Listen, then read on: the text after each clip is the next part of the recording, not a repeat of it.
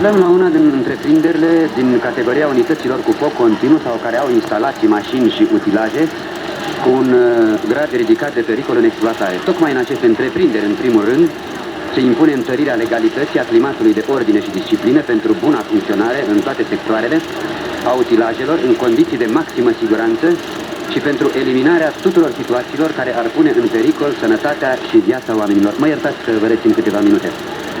Ați putea să ne spuneți câte ceva despre decretul 400? Păi ce să vă spun, este un decret al Consiliului de Stat care instituie niște reguli de ordine și disciplină în muncă și potrivit acestui decret, încălcarea acestor reguli se pedepsește conform legii. Și cam atât. Vă mulțumesc.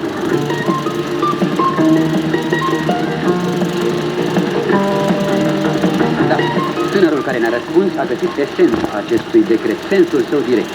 Anume că abaterea de la regulile și normele de disciplină la locul de muncă constituie infracțiune și se pedepsește aspru conform legii.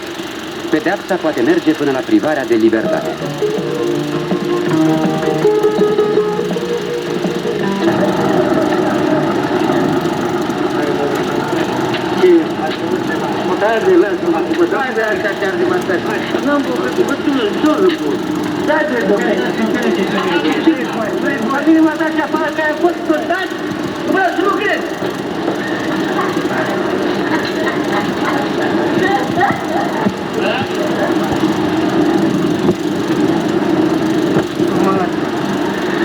Din păcate mai sunt și din aceștia. Dar față de asemenea manifestări trebuie să luăm atitudine fermă. În primul rând noi, cei care muncim alături de cei care greșesc.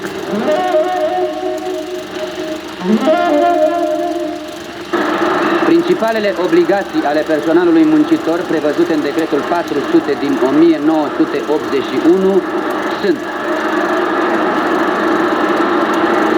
cunoașterea caracteristicilor constructive și funcționale ale instalațiilor, utilajelor, mașinilor la care lucrează, aplicarea întocmai a normelor de funcționare și întreținere ale acestora, de protecție a muncii și prevenirea incendiilor.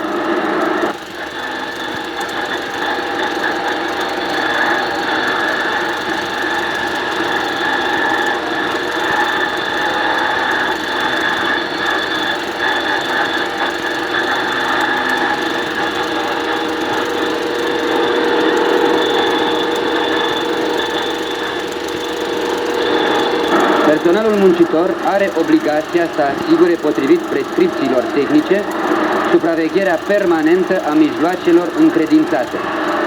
Și nu așa cum veți vedea.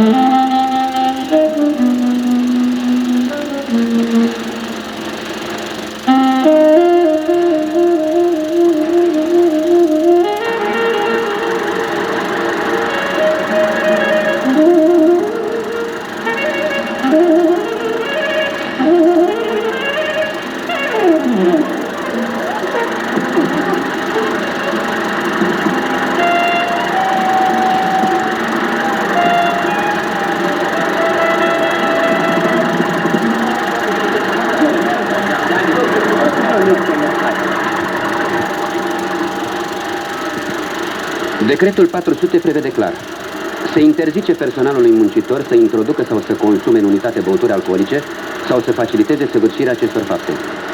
Legea pedepsește până la privarea de libertate și unele drepturi pe cei care, prin nerespectarea tehnologiilor de lucru, indisciplină, neglijență sau lipsă de răspundere, au provocat accidente și pagube la unele unități industriale.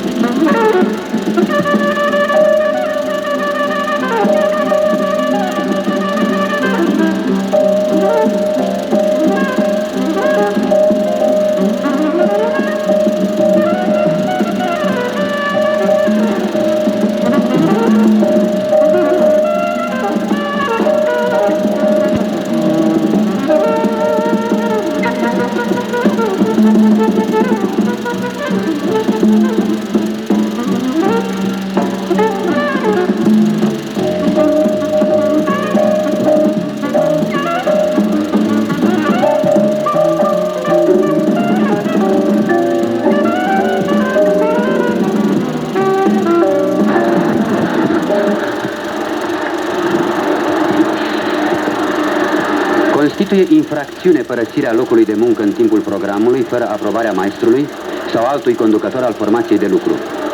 Desigur, s-ar fi putut întâmpla multe nenorociri. Mașina părăsită ar fi putut duce la o avarie, producând pagube și accidente umane. De la țigară s-ar fi putut declanșa un incendiu. Din cauza materialelor inflamabile cu care se lucrează, arzând toată secția. Dar vigilența tovarășilor săi de muncă au preîntâmpinat producerea dezastrului.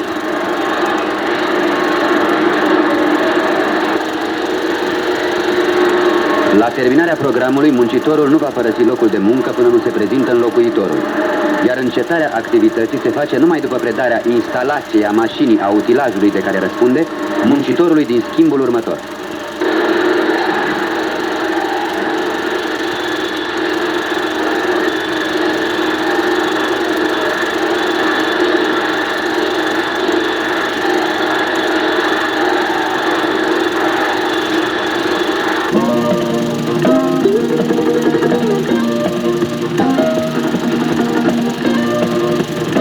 Permiteți-mi să mulțumesc tovarășului actor Ion Angel de la Teatrul Giulești, care ne-a ajutat arătându-ne cum nu trebuie să procedăm în activitatea noastră.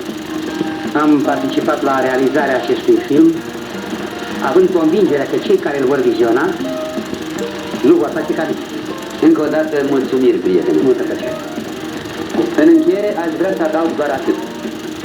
Este foarte important de știut că invocarea necunoașterii legii nu este o scuză.